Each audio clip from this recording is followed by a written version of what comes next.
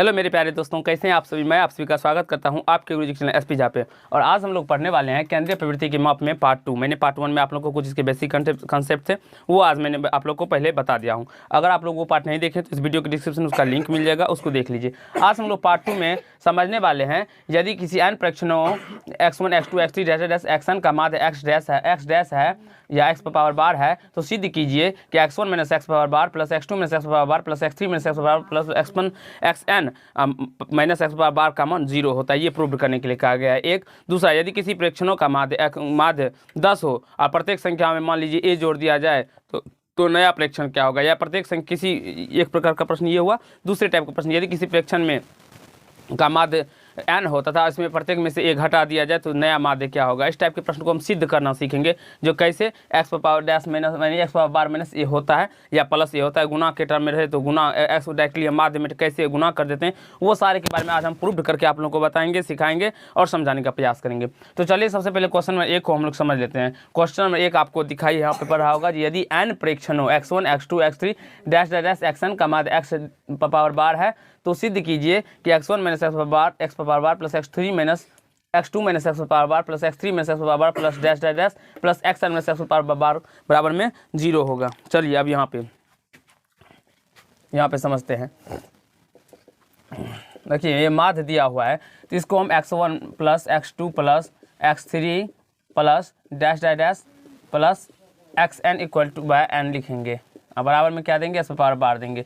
ये देंगे कि नहीं देंगे, क्योंकि आप सभी को पता होता है जो माध्य बराबर क्या होता है, प्रेक्षणों की योग बटे प्रेक्षणों की संख्या। प्रेक्षण ये दिया हुआ है और इसकी संख्या कितनी है, n है। तो प्रेक्षणों को हम सारे को जोड़ दिए और n संख्या है तो n से भाग कर दिए, तो यहाँ से मेरा माध्य निकल के आ गया। तो माध्य जो दिया था वो लिख दिए।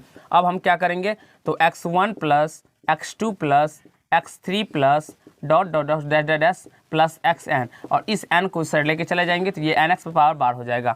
ठीक है, यानी कि ये x पावर बार जो है ये कितनी बार है, n बार है। तो इसको हम इस प्रकार से भी लिख सकते हैं कि नहीं लिख सकते हैं, आप हमें कमेंट कीजिएगा।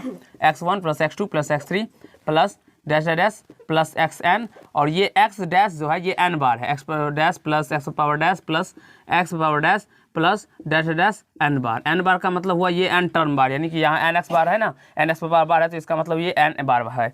अब हम क्या करेंगे, इस x1 किधर लेके आ जाएंगे, तो x1 माइनस x पावर बार ये हो जाएगा x1। और देखिए यहाँ पे भी 3 टाइम्स बार है तो 3 टाइम्स बार यहाँ पर भी ले लिए, कोई दिक्कत नहीं।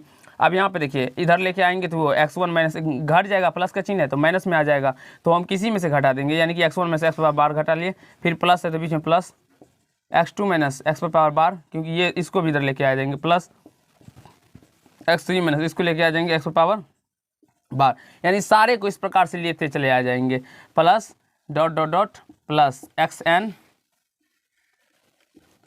क्या हो जाएगा, xn माइनस x पावर बार, xn माइनस बार, क्योंकि ये n बार है तो जितनी अनंत बार है तो आप समझ लीजिए कितना बार है।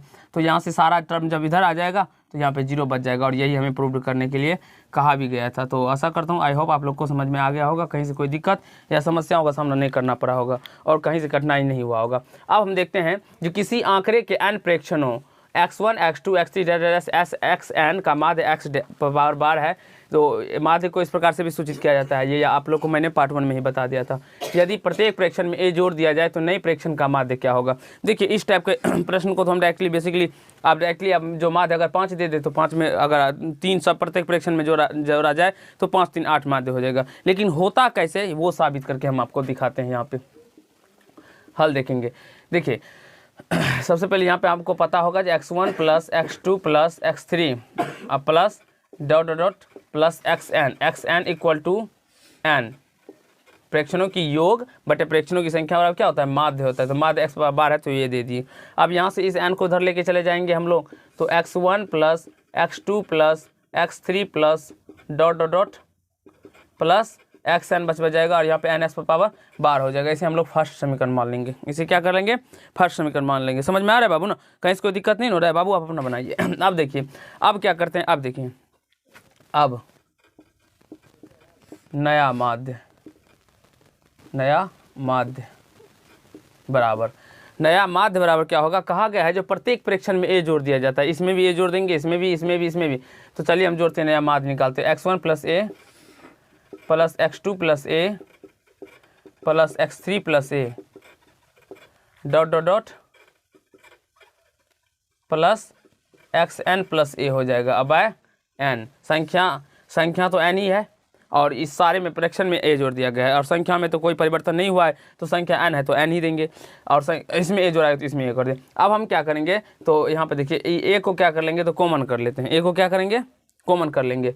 तो यहाँ पे क्या बच जाएगा, x1 plus x2 plus x3 plus dash dash dash x n, और यहाँ से ए जब कॉमन कर लिए तो ए प्लस यहाँ पे बीच में प्लस आएगा, ए कॉमन लिए a plus plus dot dot a क्या हो जाएगा, एन बार हो जाएगा। ए कितना बार होगा, एन बार, क्योंकि ये एन बार ए है ना यहाँ से, तो ए एन कितना बार हो जाएगा, एन बार। और यहाँ से नीचे में क्या हो जाएगा, फ्रैक्शनों की संख्या एन।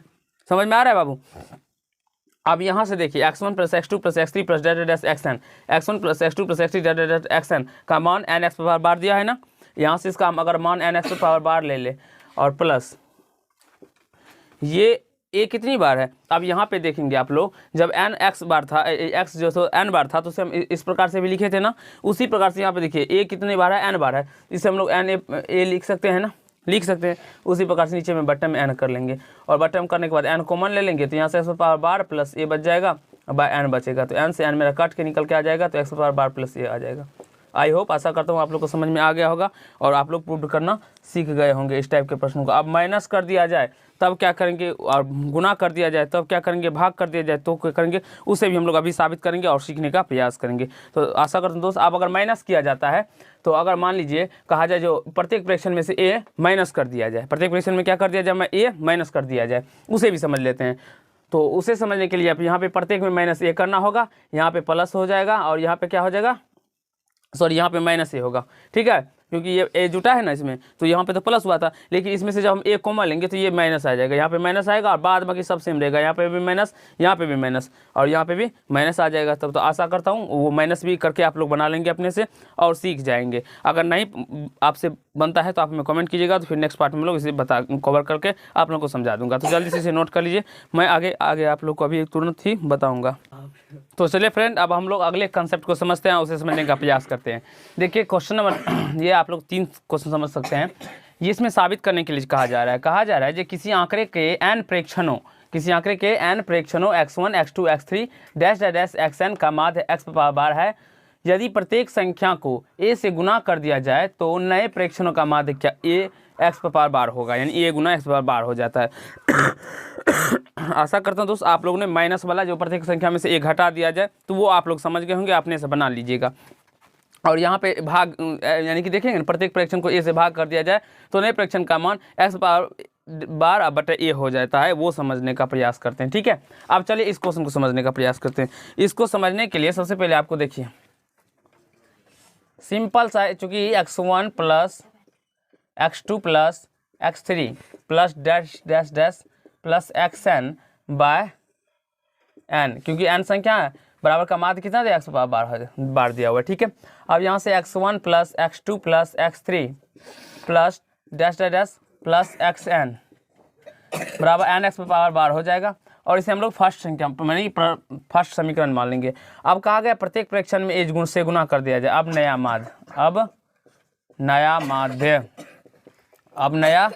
माध्य बराबर प्रत्येक में a से गुना करेंगे तो ये क्या हो जाएगा, a x1 plus a x2 plus a x3 plus dash dash a xn, इस प्रकार से ये हो जाएगा।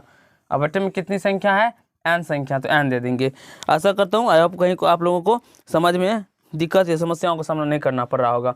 अब देखिए सारे टर्म में a है तो a हम कॉमन ले लेंगे, तो यहाँ पे क्या बच जाएगा, x1 plus x2 plus x3 plus dash dash plus xn बच जाएगा। अब बटे में n हो जाएगा। ठीक है, अब यहाँ से देखिए ये x1 plus x2 plus x3 plus dash dash xn का मान है n x power bar, a into n x power bar हो जाएगा, बट n हो जाएगा। ये कैसे हुआ, समीकरण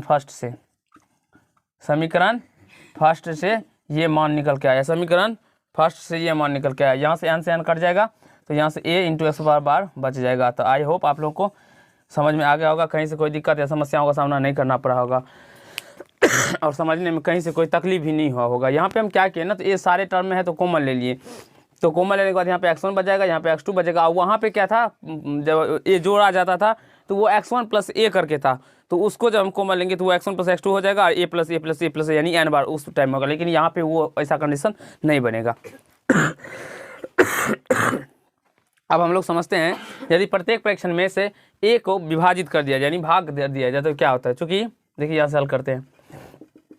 अब क्वेश्चन में अगर हो जो 5 संख्याओं का माध्य 10 है, 5 संख्याओं का माध्य 10 है, यदि प्रत्येक फ्रैक्शन में 2 से गुना कर दिया जाए तो नया माध्य क्या होगा। डायरेक्टली आप माध्य में गुना कर दिएगा 2 10 दूना 20, उसका माध्य अगर आप लोग को ऑब्जेक्टिव प्रश्न पूछे तो 20 हो जाएगा। लेकिन बनाने का प्रोसेस इसी टाइप से होगा, अगर आप लोग बनाइएगा तो इसी टाइप से बनेगा। आप लोग क्लास 9th में होंगे तो अब देखिए यहाँ पे किसी आंकड़े के n प्रेक्षणों में x1 x2 x3 तथा xn का माध्य x बार है, तो यदि प्रत्येक प्रेक्षण में a से विभाजित कर दिया जाए तो यहाँ पे सिंपली आप सभी को पता होगा x1 plus x2 plus x3 plus dash dash xn माध्य बराबर हम लोग जो करते हैं वही करेंगे। कितनी संख्या प्रेक्षणों का योग बटे प्रेक्षणों की संख्या, अब माध्य दिया हुआ है x बार तो वो लिख दिए। आई होप आप लोग को समझ में आ रहा होगा। अब यहाँ से ये सारे टर्म हम लिखते चलेंगे x1 plus x2 plus x3 plus dash dash plus xn, और यहाँ से इस n को इधर गुना कर लेंगे, ये nx बार हो जाएगा और इसे हम लोग फर्स्ट समीकरण मान लेंगे। कहीं से कोई दिक्कत या समस्याओं का सामना नहीं करना पड़ रहा होगा, ठीक है। अब यहाँ से करने के बाद आप लिखेंगे अब नया माध्य। देखिए सेम प्रोसेस है, आप लोग समझने का प्रयास कीजिए। अब नए माध्य तो क्या कहा गया है, जो प्रत्येक प्रेक्षण तो ये है मेरा x1 x2 x3, इसमें a से भाग दे दिया जाए तो x1 बटे a प्लस x2 बटे a प्लस x3 बटा a plus dash dash plus xn बटे a भाग दे दिए। प्रेक्षणों की संख्या कितनी है तो n बार है तो n दे दिए। आई होप समझ में आ रहा होगा। आप यहाँ पे देखिए x1 plus a x2 by a x3 by a dash dash xn by a हो गया। अब यहाँ से 1 बाई a हम सारे टर्म में से कॉमन कर लेंगे तो यहाँ पे x1 x2 plus x3 plus dash dash xn बच जाएगा और इसके बट्टे में n हो जाएगा, n है तो। अब यहाँ से देखेंगे हम लोग 1 बाई a गुना ये x1 x2 x3 का डैश डैश का मान कितना है n x पावर 12 है। अब बट्टे में ये n हो जाएगा क्योंकि ये ऐसे इससे गुना हो जाएगा।